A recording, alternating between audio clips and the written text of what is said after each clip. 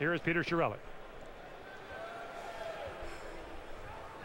First of all, on behalf of the Boston Bruins, we'd like to thank the City of Los Angeles, the fans of the Los Angeles Kings for this wonderful hospitality.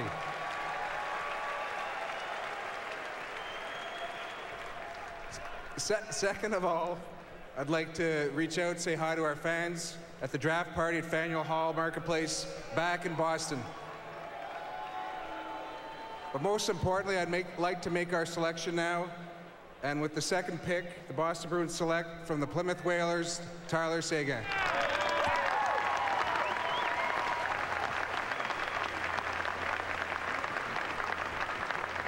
Now it's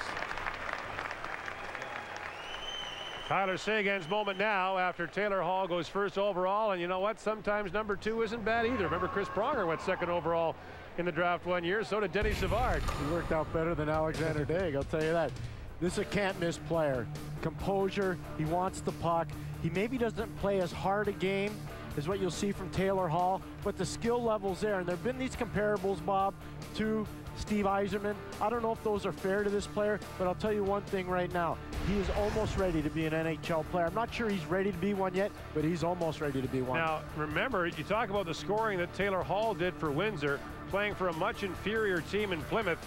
Tyler Seguin accounted for 21% of his team's goals, and 47% of the goals they scored he was involved in. To your point, Pierre, he is considered more of a perimeter player, and that's sometimes used in a derogatory term in hockey. That's not the case as his parents Paul and Jackie look on. He plays more of a perimeter game. He's not careful at all, but he plays that perimeter game because he's such a good playmaker, and he holds up. He has a great change of pace, fast, slow, pull up, find the open man, break people down, and get people to the net. A lot of coaches in the Ontario Hockey League say there's not a huge amount of difference between this player, Tyler Seguin, and Steven Stamkos. He scored 48 goals. He scored 8 more goals than Taylor Hall over the course of this year. He's got a tremendous amount of offensive ability, both as a playmaker and as a goal scorer. And what he'll do is he'll make the wingers in Boston better. Now, again, we talk about that depth they had down the middle, and I like what Bob said because I do think somebody's going to be the odd man out in Boston at the center ice position, and you got to think because of cap situation, it's going to be Mark Savard. Are we assuming that Tyler Seguin's playing in Boston next year? Well, he's got to make the team.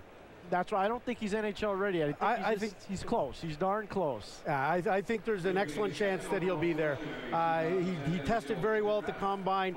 If the amount of progress he showed from the end of the season to the Combine duplicates itself over the course of the summer, I think he'll physically be ready. By the way, his dad, Paul, played at the University of Vermont from 1984 to 1988, was a teammate of John LeClair's, and actually played against Pete Chiarelli and Don Sweeney, who are part of, obviously, general manager of the Boston Bruins, who were at Harvard at the time. So let's take it down to James.